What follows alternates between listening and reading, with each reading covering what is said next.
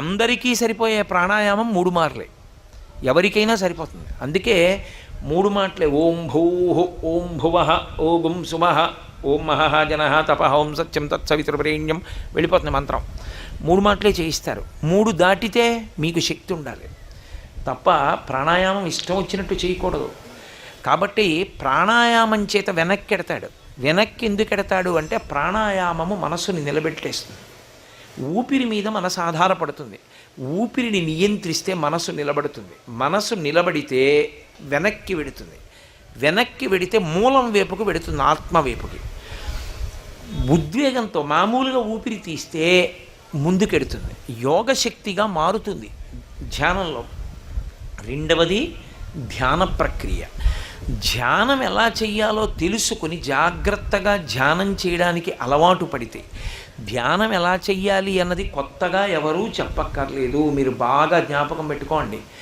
ధ్యానము అత్యంత క్షేమకరంగా, ఏ ప్రమాదము రాకుండా మీరు ఈ జన్మలో ధ్యానం మొదలు పెడితే ఏ వస్తువు మీద ధ్యానం చెయ్యాలో, ఎలా ధ్యానం చెయ్యాలో చెబుతూ అనేక చోట్ల అనేకమైనటువంటి ఉదాహరణలు మనకు అందిస్తూ నాటకీయ శైలిలో మీకు తెలియకుండానే మీతో ధ్యానం చేయించేటటువంటి శ్లోకాలు ఇచ్చి భద్రమైన ధ్యాన ప్రక్రియని అందించిన ఒకే ఒక మహాపురుషుడు శంకర భగవత్పాదాచార్య స్వామి. శంకరులు ఇచ్చారు ధ్యాన ప్రక్రియ అంతా. ఎన్నో శ్లోకాలు ధ్యానమే. మీరు ప్రత్యేకించి సౌందర్యలహరి తీసుకుంటే సౌందర్యలహరిలో ఒక్కొక్క శ్లోకం ధ్యానమే. ఆ ధ్యానంలో మీరు ఆ శ్లోకాన్ని కానీ ఎవరికి అవసరమో వాళ్ళకి అది చెప్పగలగాల ఆ ప్రజ్ఞ గురువుకు ఉండాలి. అందుకే సౌందర్యలహరి అంతా కూడా ఉపాసన శాస్త్రం శక్తిది. జ్ఞాపకం ఉండట్లేదండి ఈ పిల్లాడికి అంటారు.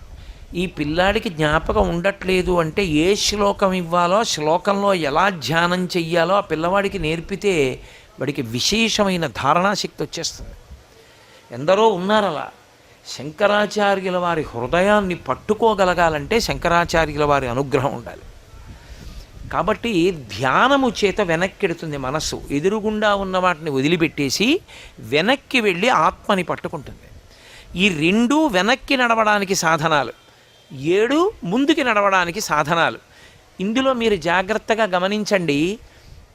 దక్షిణామూర్తి పరమ ప్రశాంతంగా ఉండి కుడి చేతిలో పైభాగంలో ఢమరుకం పట్టుకుంటారు. ఆ ఢమరుకం శబ్దం చేస్తుంది. శబ్దము వేరు, ధ్వని వేరు. మళ్ళీ ఆ రెండిటికి తేడా ఉంటుంది.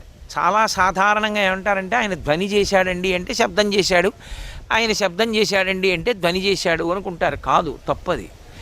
శబ్దము అంటే అర్థసహితము, దానికి అర్థం ఉంటుంది. అందుకే వేదమంతా కలిపి శబ్దరాశి. ధ్వని అంటే దానికి ఏ విధమైనటువంటి అర్థము ఉండదు. శబ్దరాశి అంటే వేదం, శబ్దము అంటే దానికి ఒక అర్థం ఉంటుంది. అందరికీ కూడా అది ఉపయుక్తమవుతుంది. ఉదాహరణకి నేను ఇప్పుడు మాట్లాడుతున్నాను అనుకోండి, నేను మాట్లాడే మాటల్లో ఒక అర్థం ఉంది. అర్థం ఉంది కాబట్టి మీరందరూ వింటున్నారు. అలా అర్థం ఉంటే దాన్ని శబ్దం అంటారు. అర్థం లేదనుకోండి దాన్ని ధ్వని అంటారు. అంటే అర్థం లేకపోతే ధ్వని కాకుండా అది అర్థ ప్రతిపాదకమైతే శబ్దం. అందుకే లోకంలో భయాన్ని ఉద్వేగాన్ని కల్పించేటటువంటి ధ్వనిని ఉత్పన్నం చెయ్యరు భారతీయ ధర్మంలో. అందుకే ఏ వాద్య పరికరం పడితే ఆ వాద్య పరికరాన్ని మ్రోగించకూడదు ఈశ్వర సమక్షంలో. కొన్ని చర్మ సంబంధమైనవి, తీగ సంబంధమైనవి, వాయు సంబంధమైనవి అవే మోగిస్తారు. వేణువు, మృదంగము, లేకపోతే వీణ, ఇటువంటివే మోగిస్తారు. సర్వం శ్రీ ఉమామహేశ్వర పరబ్రహ్మార్పణమస్తు. స్వస్తి.